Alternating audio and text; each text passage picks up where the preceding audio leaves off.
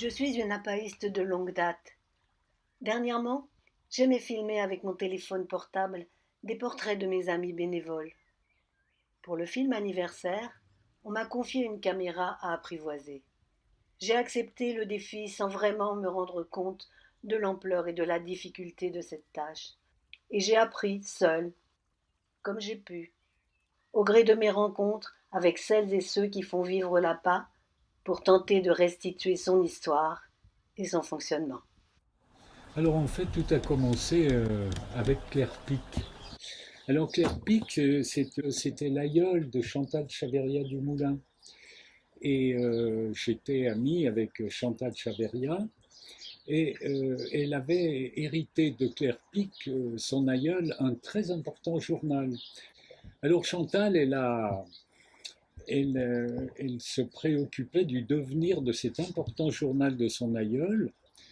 Et donc, elle a entrepris de le transcrire. Et c'était le moment où Philippe Lejeune préparait son livre Le Mois des Demoiselles. Et lors d'un colloque sur les archives privées à Nanterre, Chantal avait levé la main et a dit: et si on faisait une association? Et donc l'idée de l'association est plus ou moins partie de là pour, dans un premier temps, accueillir les desiderata des diaristes. Surtout, c'était orienté sur les journaux.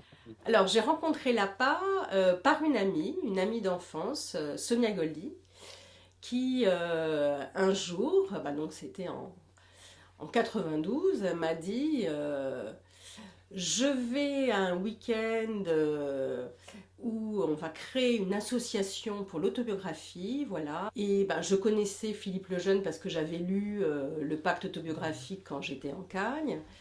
Et l'autobiographie m'intéressait, et donc j'ai dit mais c'est super, je viens avec toi. Et voilà comment je me suis retrouvée à Ambérieu-en-Bugey ce 25 juin 1992 pour la création de l'association pour l'autobiographie et le patrimoine autobiographique.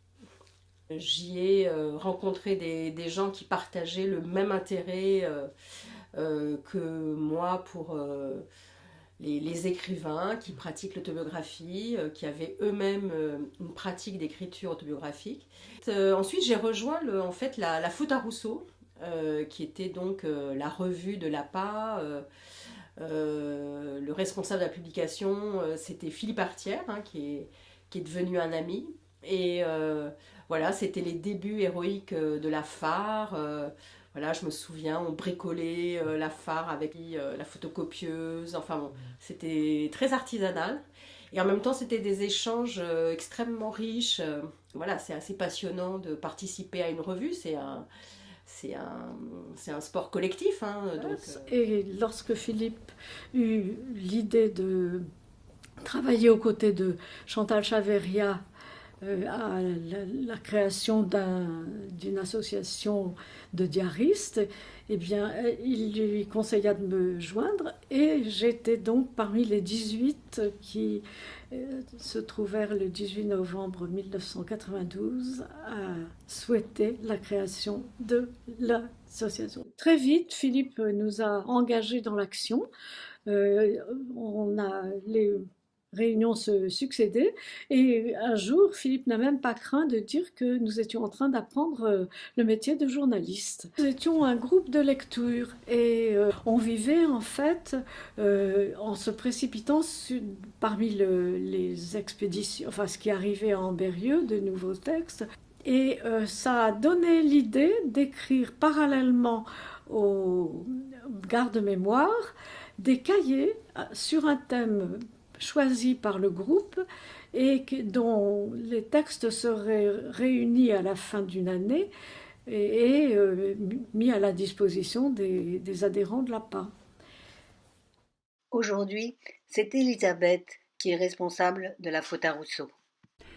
À un peu toutes les étapes, c'est quand même beaucoup un travail d'équipe. Et il n'y a guère que ce travail un peu technique de mise en page que je fais toute seule. 3 numéros par an, et comme la revue paraît depuis le début que l'APA existe, c'est-à-dire 1992, On en est actuellement à 86 numéros. L'année prochaine, ce seront les 30 ans de l'APA et on en aura fait donc 90. Jusqu'en 2017, nos archives étaient hébergées à la Grenette, dans la médiathèque d'Ambérieu. Faute de place, elles ont migré rue Panhard, dans les locaux des archives municipales d'Ambérieu. Florian nous fait découvrir le fond. Dans ces rayonnages sont conservés les 4000 documents qui ont été collectés par l'association durant ces 30 dernières années. Les documents sont classés par ordre d'arrivée, tout simplement, avec là aussi des volumes qui peuvent varier d'un dépôt à l'autre. Parfois, le dépôt se constitue simplement de quelques feuillets, et parfois, ce sont des volumes beaucoup plus importants. Il y a notamment des journaux personnels qui peuvent représenter plusieurs dizaines de volumes. Au sein de la boîte, un certain nombre d'éléments. Évidemment, le texte. Alors là, ici, c'est un original, donc on l'a évidemment en un seul exemplaire. C'est un document manuscrit. Voilà, donc assez ancien. Il date de 1899. Donc il est en exemplaire unique, mais lorsque c'est possible, nous recevons et on trouve dans la boîte 2 exemplaires du document, accompagnés parfois, notamment lorsqu'il s'agit de documents anciens, d'une retranscription du texte, ce qui permet aussi de communiquer la version tapée et donc moins fragile aux chercheurs, histoire aussi de préserver autant que possible le document original. Et puis, toujours dans la boîte, on retrouve parfois quelques éléments biographiques de la personne. Ici, l'écho de lecture, qui est ensuite diffusé sur le site internet de l'APA, également diffusé dans le garde-mémoire publié annuellement par l'association. Je pense qu'une manière intéressante justement de découvrir l'APA, c'est de s'intéresser au circuit des documents lorsqu'ils arrivent ici, à Ambérieu, au siège de l'APA, puisque on commence d'abord par les enregistrer dans la base de données, vérifier que ce sont des documents autobiographiques, qu'ils sont inédits. Lorsque les documents sont enregistrés ici à Ambérieu, ils sont envoyés au sein d'un des groupes de lecture de l'association et au terme de la lecture est rédigé ce qu'on appelle à l'APA un écho de lecture. Et lorsque les textes sont écoutés, ils retournent ici à Ambérieu où ils sont ensuite conservés dans des conditions de conservation optimales au sein du magasin d'archives qui est situé à quelques pas d'ici. Qui sont les premières personnes à s'être intéressées à l'APA et au texte de l'APA? Mais les premiers qui sont venus étudier l'APA, mais c'était des chercheurs, des anthropologues. Et il y avait Anna Iuso qui a fait sa thèse sur les mouvements autobiographiques en Europe. Et au fond, elle était plus intéressée, non pas tellement par les textes, mais elle était intéressée par les personnes qui se constituaient en association pour durer ensemble, pour vivre ensemble leur passion privée. Parce que l'écriture est une passion privée, l'écriture personnelle, bien sûr. Très rapidement, il est venu bien sûr des chercheurs, d'abord des universitaires, et puis des gens qui venaient simplement pour faire une recherche personnelle. J'ai vu qu'il y avait beaucoup plus de travail en histoire, en sociologie, beaucoup plus qu'en philo, 1 ou 2, en psychologie, pas. Et à ma grande surprise, il y en avait très très peu en littérature. Comme si le genre autobiographique, qui est quand même largement représenté sur nos rayonnages, comme si le genre autobiographique, lui, n'avait pas été vraiment étudié en tant que genre. Et au fil du temps, maintenant, on voit arriver de plus en plus de documentaristes qui viennent chercher dans les fonds de l'APA, dans les textes, matière à éclairer un film. Camille Ménager qui vient, elle, pour un film qu'elle préparait sur l'histoire des mers. Et Michel Dominici. Je me souvenais donc de l'APA comme d'un lieu d'un trésor, en fait, d'une caverne d'Ali Baba, dans lequel étaient rassemblés des milliers de témoignages d'anonymes. Et je me suis dit, tiens, je vais aller sur le site et je vais taper femmes au foyer. On verra bien. Et il y a, je crois, une quinzaine de documents qui sont sortis. Et du coup, je suis allée sur place. Mon immense surprise a été de constater que toutes racontaient la même chose. Je ne voulais pas raconter 3 vies singulières. Je voulais raconter, presque d'une manière sociologique, la vie de toutes les femmes au foyer à travers une femme ou 2 femmes ou 3 femmes au foyer. Enfin, c'est ça que permet l'APA, d'ébaucher une image collective d'un phénomène. Au cœur de l'APA, les groupes de lecture accueillent, avant archivage, les textes déposés. J'ai filmé le groupe de lecture Paris 1 créé en 1992 et auquel participe Philippe Lejeune. Les textes y sont répartis, les échos de lecture sont ensuite lus à chaque réunion et validés par le groupe après discussion. Oui, une des phrases clés qui accourt dans les groupes de lecture, c'est la fameuse lecture en sympathie. C'est un peu compliqué à comprendre au début. On comprend que, surtout, il ne faut pas juger. Alors, juger à 2 plans, juger au plan littéraire, ça, c'est encore assez facile de passer là-dessus. C'est un peu plus difficile pour ce qui est du jugement moral, quand on a des textes où l'auteur fait des choses qui nous paraissent difficiles à accepter. Et si on n'arrive pas à comprendre de l'intérieur et à écrire quelque chose sur cette vie-là, c'est mieux de passer la main à quelqu'un d'autre. Donc généralement, les déposants sont très contents de l'écho qu'on leur envoie et on peut le publier. Ils nous donnent l'autorisation parce qu'on nous demande si on peut le mettre dans le garde-mémoire. Oui, c'est important de voir que l'écho, ce n'est pas une correspondance privée entre un déposant et un confident. C'est surtout une relation entre un déposant qui s'adresse à une institution. Et cette valeur de groupe institutionnel donne toute sa valeur, toute sa légitimité à ce travail.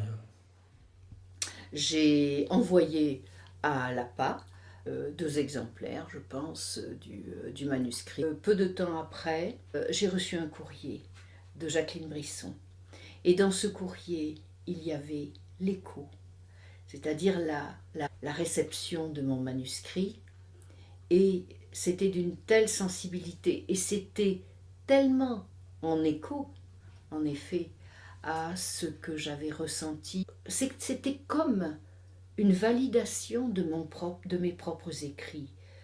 Et donc, l'écho de l'APA, mais ça m'a confortée. Et j'aime aussi participer au groupe de relecture. J'ai participé au cahier de relecture sur Maghreb et autobiographie. J'ai participé aussi à Écrire la maladie et aussi au cahier sur notre mai 68. Je trouve que c'est tout à fait complémentaire de la lecture des textes nouveaux qui sont déposés à l'APA. Et dans les cahiers de relecture, c'est une toute autre démarche.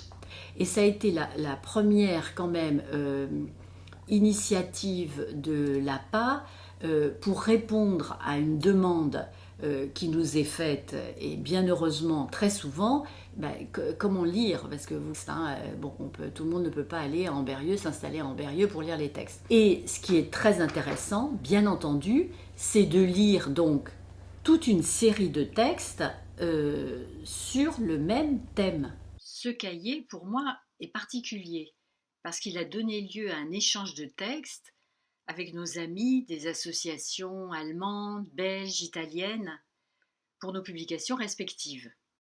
Depuis 2015, l'EDAC regroupe les organismes qui archivent en Europe les égaux-documents inédits. Peu à peu, l'idée est venue de créer une collection basée sur les archives de l'APA. Comment leur donner une audience un peu plus large ? Eh bien, l'idée est de partir d'une thématique précise, l'amour, les femmes dans la guerre, qu'un chercheur, une chercheuse, en général des apaïstes, mais pas forcément, plonge dans le fond de l'APA et avec cette idée en tête,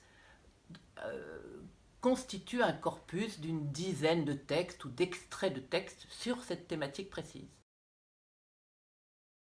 Des adhérents forment des groupes en région, à Lyon, Nantes, Paris, Toulouse, Genève, Lausanne. Ils organisent librement leurs activités. J'ai participé au groupe Paris 4, animé par Simone Ferradou pendant plus de 10 ans.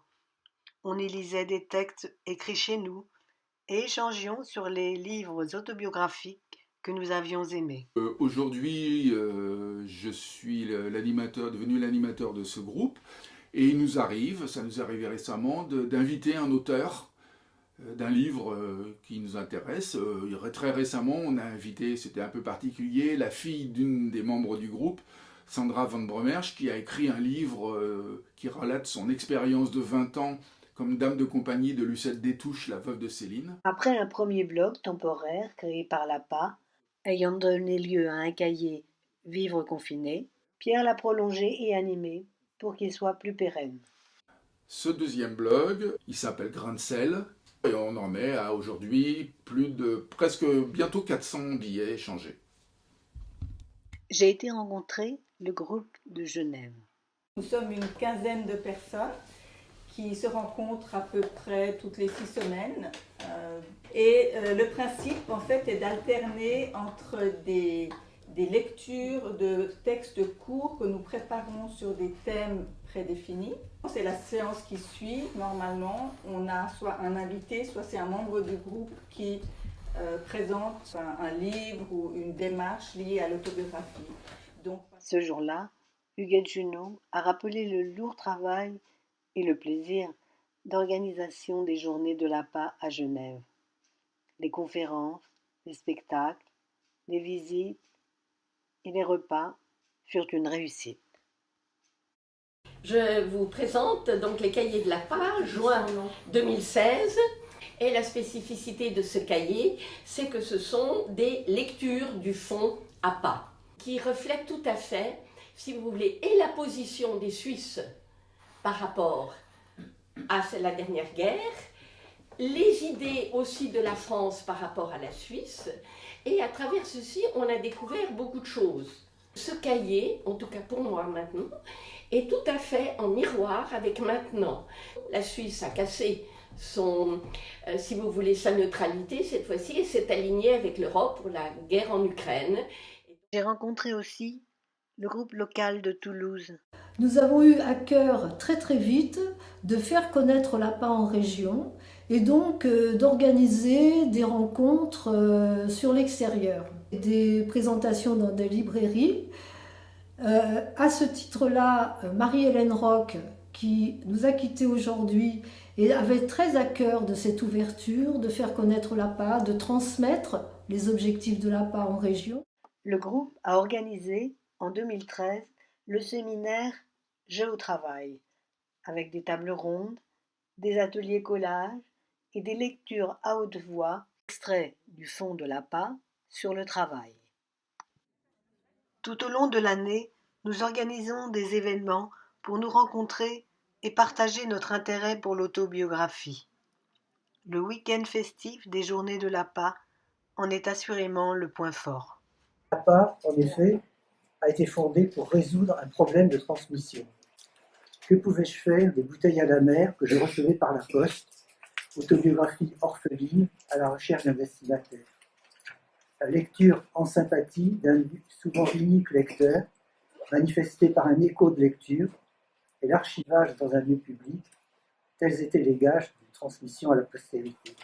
J'en profite pour souhaiter ici la bienvenue aux nouveaux, qu'ils sachent que les journées d'autobiographie ne sont pas un congrès savant, même si la science n'en sera pas absente, mais des rencontres amicales où chacun peut apporter et recevoir.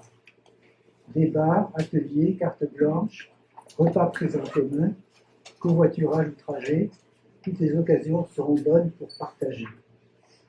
Les journées de l'APA sont des des moments magnifiques. On est là ensemble plusieurs jours.